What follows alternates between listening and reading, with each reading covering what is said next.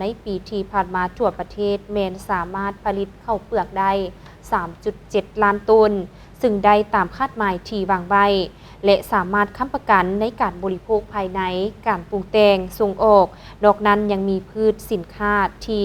ขายออกตลาดต่างประเทศเช่นมันต้นซ้าและกาแฟ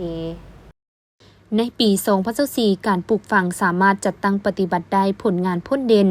หลายด้านเช่นผลิตข้าวเปลือกได้ 3.7 ล้านตันได้ตามแผนการที่วางไว้ซึ่งสามารถค้ำประกันการบริโภคภายในปรุงแต่งและส่งออกการปลูกพืชสาลิหวานเผือกมันพืชผักและหมักไม่รวมปฏิบัติได้ตามความต้องการของการบริโภคนอกนั้นยังมีพืชสินค้าที่ขายกับตลาดต่างประเทศเช่น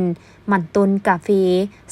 สาลีแข็งซึ่งมีท่าเอียงเพิ่มขึ้นและเพื่อแนใส่คุ้มครองส่งเสริมและพัฒนาเวียกงานปลูกฝังในต่อหน้า